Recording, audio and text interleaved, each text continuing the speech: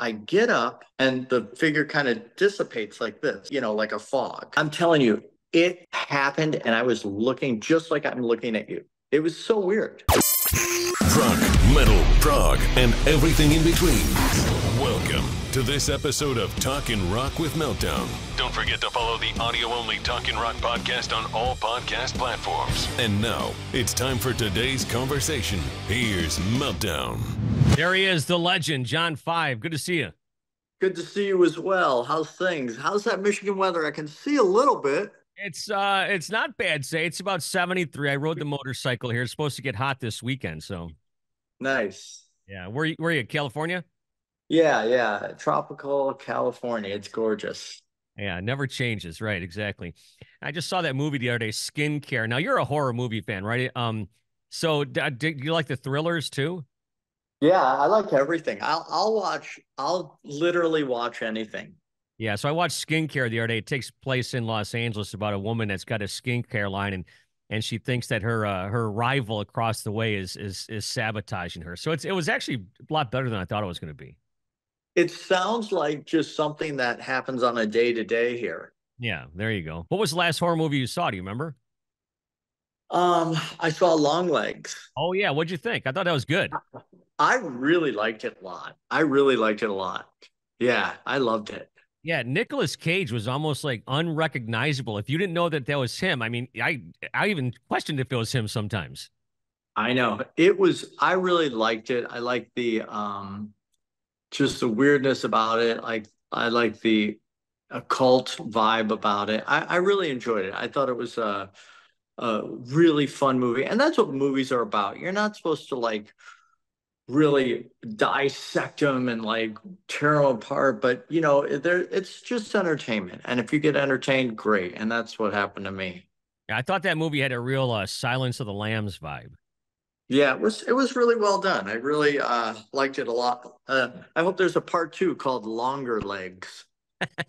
All right, well, I guess you'll have to get some credit for that one. So, September 8th at the Token, you're coming back. You told me once a long time ago that no matter how big you got, you'd always play at the Token. And here we are once again playing the Token. And I don't know if you know this or not, but there's a Kiss tribute band opening up called Strutter. Did you know that? Yeah, so I put that together. So and we're playing in Cadillac with the Kiss tribute band. Oh, okay. So I was in a band called Vampirilla, when I was in high school. And with this guy, Gary Stevens, who is Paul and Strutter. And he's just so talented and just wonderful. And I just thought, what a fun night to do that. I was trying to get Seduced too, but I don't know if they're doing anything.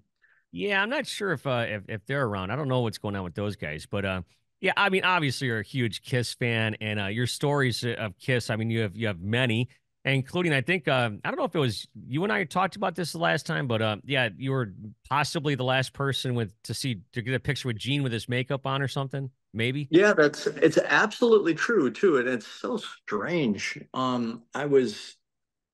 I was in New York. My wife surprised me and goes, "Oh, you're gonna go see Kiss?" And I just got back from Japan with Motley, and it was really, really cool. So I went there. Rita surprised me. Flew to New York. Made the show by minutes, and it was just super, super fun. So watched the show. Then after the show, I waited for everyone to just pile out, just the crowd and everything. And I left through the backstage, and I was waiting for a good half hour. I would say a good half hour. And Gene's just in the hall, and he goes, "Hey, John, what's up?" And he's talking to everybody, and he's in his full makeup and everything. We were talking for a while, and I said, "Okay, well, let's grab a picture before you go." And we grab a picture, and then I watch him walk into the dressing room, and I'm still talking to people.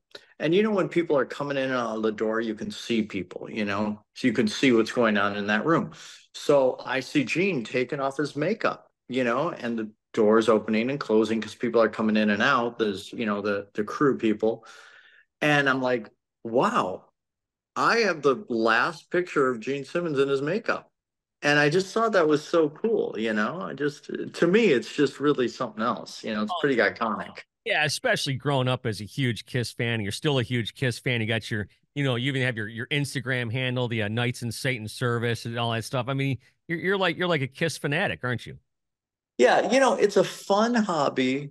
It's a harmless hobby, and it's a part of rock and roll history. And I think it's important, you know, because in reality, a lot of these people just throw their stuff away. They're like, oh, you know, because they're not like big Kiss fans or like anything like that. It was just something they did 40 something years ago. And they're like, let's just throw this away, which is so important to um, music history. So that's why I, you know, do all this stuff. And it's really something else.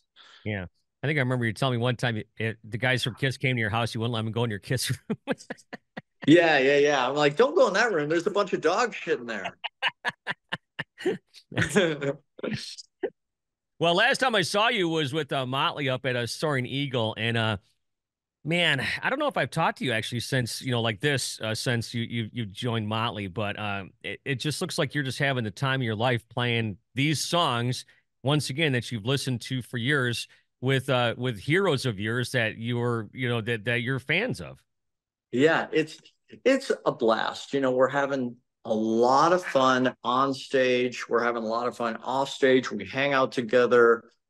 It's just, you know, that's what life's about. And just having a good time, and it's so much fun. And then you get an opportunity to play these songs with these guys that you've grown up with your whole life, you know, these songs that are, the soundtrack of our lives. And it's really it's such a pleasure, you know, to do this, and to be a part of this Motley Crue history. It's wonderful. We're just having a blast, you know, and I'm just enjoying every minute I can. And it's wonderful to, you know, come to Michigan and play and see all the friends and family, and have them enjoy it too. It's really a lot of fun. Yeah, people don't realize that, but in my line of work and stuff, I like to go do that kind of stuff, and I like to see you, and I like to see the shows. But I also like to share that with other people who you take with you to the shows, and you're the same way. It's like your friends and your family, and you get to share that with them as well. Absolutely. And, you know, I enjoy that. I always enjoy seeing you and hanging out, and my family, my sister and Calvin and my friends and things like that. So it's a lot of fun. You know, I really enjoy seeing people at shows. You know, some people it's like an inconvenience, but it gives me a chance to connect with friends that I don't get the chance to connect with all the time. So I really enjoy having guests and stuff at shows. Now, Dogs of War is out, of course, and I just heard that you guys are gonna be dropping another new song coming up here. Is there like, are you guys working on a complete album, or are you just gonna drop songs here and there? You know what? I'm not sure. I think we're gonna just drop songs. That's what I've been doing personally for a long time. And then what I do is I'll just drop new songs, and then I'll take all those songs and put them, you know, in a record, and sell them at my shows or whatever, the full record. But I personally really like doing it this way. And you tell me, you're in the industry, but when you drop these songs individually, it's like every song's a single, you know? And it's really cool. And, you know, I think like just imagine if Van Halen did that, and, you know, they would drop like, you would never know about, you know, Take Your Whiskey Home, or, you know, any of these deep cuts. You're like, oh, wow, you know, like DOA or something. What if these were all singles? Because in my eyes, all those songs are singles. You know, I like those maybe more than Ain't Talking About Love or something like that. I think those deep cuts are just as good as the singles they put out. And, you know, these bands work so hard on these songs. And nowadays, you just listen to the singles and things like that. So uh, I like doing it that way. So I don't know what they're gonna do. So I'm just along for the ride. I got you. Yeah, well, we're about the same age, and I'm a huge fan of just of an album. You know what I'm saying? Just everything. So Yeah. that's how I am. But that's everyone's different. So Oh yeah. I mean, just like, Kiss, Getaway, or Off Dressed to Kill, or any of these songs that were deep cuts, man, I think they're just all awesome songs because they worked really hard on them. And so yeah, we're gonna be dropping some songs coming up soon, and I'm super excited about it. I'm super excited. And Nikki came in the dressing room the other day and played some ideas for new songs, and I was like, oh my God, it's so weird that my friend that will, forget his laundry and go to the next city, but will come up with these brilliant songs. It's really cool. It's something else. yeah, he is a creative force. Is this the first time that you've had a chance to work with Bob Rock? Yes, with Dogs of War and these other songs, it was the very first time, and it was, because I've worked with everybody under the sun, but it was something special because you go into the studio and you think, okay, this is how it's going to be. I'm going to go track in the control room. But I was completely wrong. Everybody was set up in the live room. And that's something that's like from the 70s, well, even 50s, 60s, 70s, 80s. And then somewhere in the 90s, everyone started tracking in the control room, like except for the drummer, of course. But we did it that way. And I'll tell you, I've only done that one other time, but it was so cool because you're all playing like a band, you're all playing at the same time. And that's how we tracked these songs. Like Dogs of War is a completely live track. Those are just like live off the floor tracks, and that's what's so cool about it. So it was really exciting for me. I really enjoyed it, and I had like my notes here, and Nicky had his notes, and Bob was in the middle of the floor, and we would just cut it like that, and it was super cool. Now, I mean, obviously, it's like an old school vibe. I'm taking it, right? Absolutely. Yeah. And so when you go into the studio like this, obviously you're not just playing for the first time. So how often, how many times did you rehearse or record like Dogs of War, for example, before you laid it down? Not many actually, because we had like a demo, and then Bob would change things, Nikki would change things, Tommy would change things, all these things would happen. But Bob Rock would go, okay, let's try it. And I just think it was just a couple times, Mm. and I did some overdubs, and I was like, is that it? Because I was like kind of bummed. It went by so fast. It was like so quick. And I was like, oh man, because it went by so fast. And what about you said you're gonna be dropping songs. More than one is coming out? Yeah, there's gonna be more than one coming out in the future. Yeah. Well, I mean in the future for sure, but I thought that you meant like, like next Friday we hear like three new songs or something. But you just gonna trickle them out one at a time like that? Yeah, one at a time. Yeah, yeah. Which I think, I mean, with today's technology and things like that, I don't know. This is just my opinion. I kind of like that. So every song is special because I remember when I was in Marilyn Manson, we recorded so many songs on like the Hollywood records, so many songs. There's so many great songs on there, but if each song was released individual, it'd be like, wow, this is a killer record, which it is a killer record, but I think it would get more praise than it did. Yeah. Is there any bands that are out right now that you've been listening to, or maybe even influenced by? I know Nikki talked about this before, and a lot of guys mention this, where they're like when they're recording, or they kind of try to keep everything on the outs. Do you listen to a lot of new stuff or no? I listen to all new stuff. I really, really enjoy new music. I listen to nothing that would influence Motley, but I really love the Aristocrats. A lot of people don't know who they are, but I love the Aristocrats. And but I still love, and this is the power of music. This is why music is so important to people because it takes you back to like, a fun time.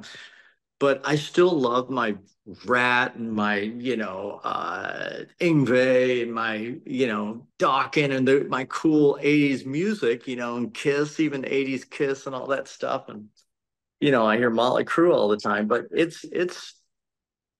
still love all of that music. I listen to everything, everything, everything. So it's fun. And that's what music is about. I saw this thing on TikTok I was thumbing through, and this guy goes, "What year were you born?" And the guy was like, 2002. And they were like, "Can you name one of the members of the Beatles?" And he was like, and I was like, "Oh my God." I mean, and they did it to all these kids. Like, when were you born? 2004. Can you name one of the Beatles? And they were like, okay, hold on. Don't tell me. And I was like, oh my God. It's not like it's, I mean, that's crazy, right? Yeah, yeah. For guys our age, that's absurd. I mean, that's insane to me, but I guess it's just what's happening, Like if we asked our parents, like if somebody asked our parents, when were you born? When the guy was like 1972, and they're like, okay, can you name someone from, whatever swing band? And we'd be like, it's true. I guess just Well, I times. I guess, but the Beatles still sell massive amounts of music to this day. I know. And I'm the one that's buying most of it. I love it. Yeah, I love the Beatles. I mean, there's obviously the Beatles or the Stones. I'm a Beatles guy. What about you?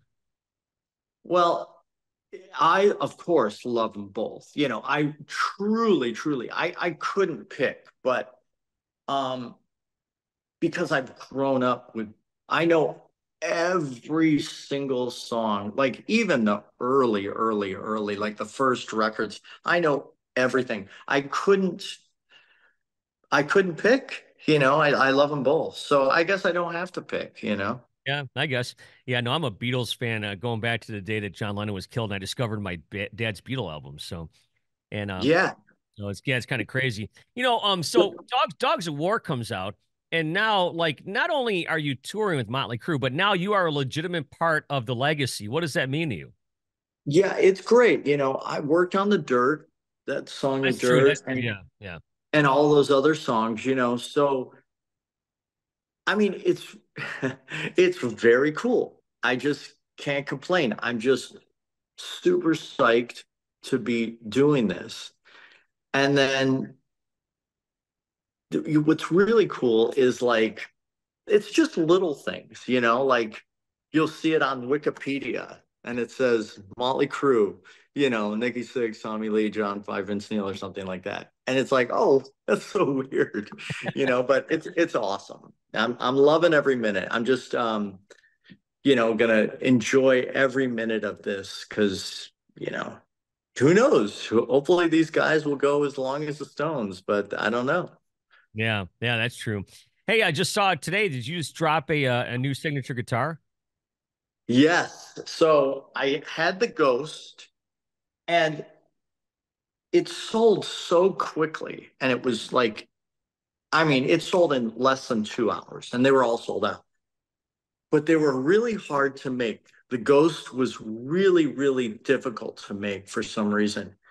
And I felt bad because everybody's like buying it for triple the price and everything like that. And I feel bad, for people that aren't able to get this guitar.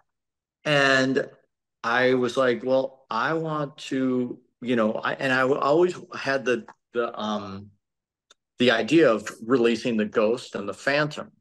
And so now I just released the picture of the Phantom, and that is going to be available in more of a wide range scale.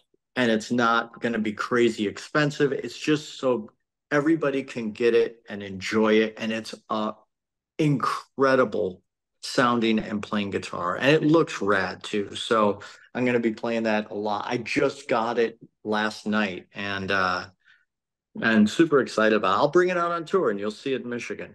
Yeah, speaking of that, when you come to town September 8th, have you reworked your medley a little bit or no? Yeah, reworked the medley a little bit, threw in some different Crue songs and all that stuff. So it's fun. People love to sing along and get weird and all that stuff. So, and we're going to be recording that show as well. Oh, you Um, are? yeah, so at the Token. So we're going to record it and so you'll hear that on an upcoming live record. So really cool. Wow, yeah, that is really cool. And that's going to be a Sunday night, if I'm not mistaken, with Strutter, the tribute to Kiss opening up. You know, I just saw too before we were talking about that you haven't talked or texted to Rob, and knowing you like I know you, that's got to bother you a lot, doesn't it? I mean, that's just my inkling. Yeah, everyone I've ever played with or anything like that. I've always kept in touch, because, listen, life is short and I just love positivity and things like that. It makes my life better. But I don't think we have any bad blood, I really don't, but we just haven't engaged with each other. We haven't conversed with each other. I haven't reached out because I think if I reach out and he doesn't reach out, I'll be like really bummed. But I haven't done that yet. He hasn't done it. So, but yeah, he's busy. I'm busy. He's just about to start a tour. So I mean, I don't think there's anything really bad or negative going on. Yeah, it's like the girl in high school. You want to call her, but what if she doesn't answer? Right, right, right. So, I think everything is fine, but it's just, again, we're both super busy. So, The way I look at it from a 10,000 foot. Not I'm not in your circle or whatever, but it's just going to take time. yeah, of course, of course. It's just like anything. It could be like, if you're, the president of the United States or you're the, guy at the high school. It doesn't matter. It's all the same. It's all the same kind of thing, you know? Yeah, I got you. Hey, switching gears, I don't know if I sent you this, but I went to Nashville and I got to go to the Grand Ole Opry and I got to see where they filmed Hee Haw for the last 11 or 12 years. And I thought you right away because you're such a Roy Clark fan. Oh, that's rad. That's super cool. Did you ever I get didn't to know see that. that? No, that's super cool. What was there? Dude, well, nothing. It's just a big empty space with like a screen. If I think about it later, I'll just text you the picture, but there's nothing there. And I went there and in April with my son, and Kid Rock took us there, and he went on stage and sang for their Grand Ole Opry live thing and whatnot. And Yeah. while he was doing his thing, with T.G. Shepherd, this guy, the people there were nice enough to give me and a couple other people this quick tour of the backstage area. I thought you would have been there before. No, that is super, super cool. I love that. God, what a great show. And what great artists that have come on that show. And that's actually, of course, we talked about this, but that's actually what influenced me to pick up a guitar for the first time. Yeah. And, that's the power of inspiration. Who knows? Maybe I could have seen some guy, my mom was watching a show and he was like making cheese or something. I'd be like, whoa, I'm going to be a chef or something. Who knows? It's just so weird. The things that would, that influences you. Yeah, yeah, no doubt. And it's like you're down in Nashville. That mean that your record label's based out of Nashville, correct? Yes, that's right. Big Machine. Yeah. So next time you go there, I think you should have a talk with them and have them take you to the Grand Ole Opry. I think that would be wonderful. And I have played the Grand Ole Opry. I've even played the original, the Rhyme. At the Ryman, yeah. Yeah, I've played that. And I played the Grand Ole Opry, so it's really cool to be a part of that history. It's funny, like there's places in these theaters or in these venues, like not a lot of people know this, but in the what's it called in New York, the oh God, now I can't remember the name of it. There's like an airport, like a airplane museum in the bottom of this of this venue in New York. And it's like really cool. You would never know that. Well, Radio City Music Hall. Oh, Sorry. oh, So there's like a airplane museum in the bottom of Radio City Music Hall. Like some guy took me down there. I was like, holy shit. You would never know. yeah. It's like the downstairs at the rave in Milwaukee with that pool and stuff. I heard that's like the creepiest place. I've been there too, Yeah. It's so weird. Like here in California, there's, you can't have anything underground because of earthquakes. But in New York, there's like a whole city underneath the city. It's Yeah. crazy. It's crazy to me. It's insane that it still functions all these years later, and I couldn't imagine working on it or anything like that. Oh my God, it's insanity. But yeah, it happens. Well, I'll tell you what, John, one more thing here, and then we'll cut you loose. I know you got other interviews and stuff coming up. But I was at Eloise a couple weeks back, and I don't know if you know what that is. You know what Eloise is? No. Okay, so Eloise was an insane asylum in Westland here in Michigan. Oh And shit. and they say it's haunted. And I'll send you, we caught screams on an audio. I mean, it's like insanity. I'm like, this is not happening right now. And as I sit here now, 3 weeks later, I still don't know what they were, but I'll send it to you. Now, is it in Westland? Yeah, Oh shit, I gotta go. That's where I should do the meet and greet. dude. I mean, we could set it up for sure if you want to go check it out, dude. It's really cool. Um, That sounds amazing. A lot of stuff in Westland. dude, you're playing Sunday. It won't be too far away. We could make that happen for sure. I'll send you this video, then you tell me if you still want to go. I love that stuff. Well, I Yeah. was, I was going to ask you, have you ever had a paranormal experience?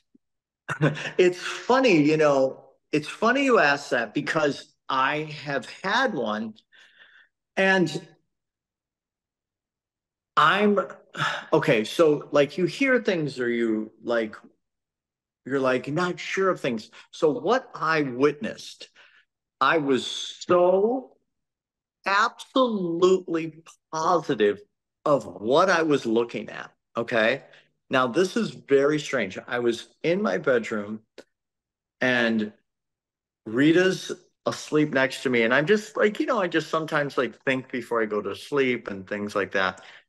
And we had the bedroom door open. And I'm just like thinking and looking around and stuff. And then this figure appears. And it was this woman. She had a bun on her head, like, her hair all tied up in a bun. And she had like a nightgown on, like, just like a normal nightgown. And she was leaning against the door like this. And I was looking at her. So just like I'm looking at you, and I'm reaching. So I didn't want to look away Right. because I didn't want it to disappear. So I'm looking at her and I'm hitting Rita like this. Boom, boom, boom. Wake up, wake up. And I said, and I'm still looking at the figure. I said, Rita, wake up. Look at this. Look at this. There's someone in the doorway and she wakes up and she can't see, she can hardly see with the contacts in. And I'm staring right at it. And she freaks out. I get up and the figure kind of dissipates like this, like into like a fog, a mist. Then I shut the door. And I swear to God, this is what Rita saw too. The doorknob was shaking. It was shaking. And I said, look at this doorknob shaking. And she's like, the doorknob is shaking. And we're both looking at it. So this is like in this hallway upstairs. And so Rita goes to like this, she goes to like this woman and like gives her advice and blah, blah, blah. She goes, oh, you have a figure in like a person in your hallway where the steps are. And it's not like anything dangerous or anything like that, but they're just kind of like, I don't know what the word, like maybe trapped there or something like that. But I'm telling you, it happened and I was looking just like I'm looking at you. It was so weird. And I wasn't asleep. I got up and was like all that stuff. It was very strange. How long ago was this? Probably like 7, 8 years ago. Wow. And you haven't seen it since. No, because I moved too, we Oh, okay. moved. But Yeah, it was wild. It was something. I'll never forget it. That's for sure. Did you disclose that when you sold the house? Yeah, right. No, actually, we still have the house. We just rent it out. Okay, there you go. Isn't that funny? Yeah, we still have it. Yeah. Well, that's great. It's funny because I think I heard a comedian one time say if there's ever a lull in the conversation, just ask anyone if they've ever seen a ghost. Everybody's Yeah. got a story. Yeah. So when you come to California, you can stay there. Okay, I think I won't, but thanks for the offer anyway. Hey, Five, I'll tell you what, we'll see you September 8th, and hang on there. We'll talk about Eloise here because that is a place you have to go. Okay, cool.